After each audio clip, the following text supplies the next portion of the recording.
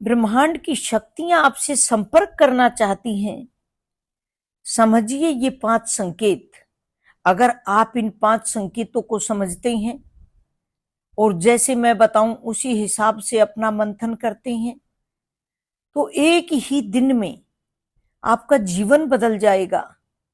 आप सोचेंगे कि ये कैसे हुआ, कैसे संभव है, लेकिन हाँ, ये सब संभव है। ब्रह्मांड की शक्तियां जिन्हें आप देख नहीं सकते, महसूस कर सकते हो। जैसे आप एक कहीं पर बैठे हैं, जहां पर भी जिस भी स्थिति में श्वास तो ले ही रहे हैं, श्वास ले रहे हैं तभी तो आप जिंदा हैं। ऑक्सीजन श्वास के माध्यम से आपके अंदर जा रही है, तो ये तो मानना ही पड़ेगा वहां पर ऑक्सीजन भरपूर है। ऑक्सीजन दिखाई नहीं देती, लेकिन आपके सांस के द्वारा अंदर जा रही है, तभी आप जिंदा हैं। इसी प्रकार से इस कायनात में अद्भुत शक्तियां हैं जो आपसे संपर्क साधना चाहती हैं। तो कोई इंसान कैसे समझे कि उसको संकेत मिल रहे हैं, उनको कैसे पहचाने? तो जानिए इन 5 संकेतों के बारे में और उन्हें आजमा कर देखिए। नंबर 1 पर आता है, अगर आपका जीवन एक ही दिशा में लंबे समय से चल रहा है और आप उसे बदल नहीं पा रहे, जिससे आपके जीवन में ना ही तो कोई फायदा है और ना ही आप पूर्ण रूप से संतुष्ट हैं, लेकिन फिर भी आप चले जा रहे हैं, बदल नहीं पा रहे हैं, तो वहां पर थोड़ा रुकिए, थोड़ा ठहरिए, अपने आप को आज ध्यान में लगाइए। अपने आज्ञा चक्कर पर आप ध्यान दीजिए। किसी शांत सी जगह पर बैठ जाइए, लंबी सांस लीजिए और आपके उस समय पर जब आपको ऐसा करते हुए कुछ समय हो जाएगा, कुछ मिनट हो जाएंगी, तो आपको एक नई सोच पैदा होगी, एक विचार आएगा अचानक। ये सोच लेना कि वही विचार कायनात आपको देने का प्रयास कर रही थी। अब आपको जो विचार मिला है नया, आप अपने रास्ते को बदलकर उस विचार को अपनाकर एक नई राह बनाइए। नंबर 2 पर आता है, आपके जीवन में अचानक कोई परेशानी आ जाती है, आपको उससे बाहर निकलने का कोई रास्ता नहीं मिल रहा है। ब्रह्मांड का संकेत है कि आप गलत रास्ते को ना चुन लें, इसीलिए रास्ता नहीं सूझता। तो पक्का ये समझ लें कि ब्रह्मांड आपको संकेत दे रहा है। तो आप समझ लीजिए कि कायनात की कुछ शक्तियां आपसे संपर्क साधने की कोशिश कर रही हैं, तो उन्हें आपको ध्यान में बैठकर आज्ञा चक्कर पर ध्यान दें। उस समय पर आपको जो विचार आए, आपके आत्मा की जो आवाज आए, उसे आप सुनिए और अपना रास्ता बदलिए, कुछ नया करने की कोशिश करिए। जो आप किसी मुसीबत में फंस गए हैं, उससे बाहर निकलने का आपको रास्ता मिल जाएगा, लेकिन ये सिर्फ और सिर्फ ध्यान और अध्यात्म के रास्ते से ही हो सकता है। नंबर 3, अचानक दिमाग में कुछ नई सोच का आना, इसका गहरा कारण होता है, क्योंकि ये एक संयोग नहीं होता। संयोग जैसी कोई चीज ही नहीं होती जीवन में। बिना कारण के कुछ भी नहीं होता। जो भी हो रहा है उसके पीछे कोई ना कोई कारण जरूर होता है। कभी कभार आपने कहीं तीर्थ स्थल पर जाने का मन बनाया, लेकिन फिर आपका मन जाने का नहीं कर रहा। पता नहीं क्यों आपको ऐसा लगता है कि मुझे वहां नहीं जाना चाहिए, और वह विचार आप पर दबाव बनाता है, तो फिर आप उस प्रोग्राम को कैंसिल कर देते हैं। फिर आपको पता चलता है कि जहां हम जाना चाहते थे वहां पर तो अचानक दुर्घटना हो गई।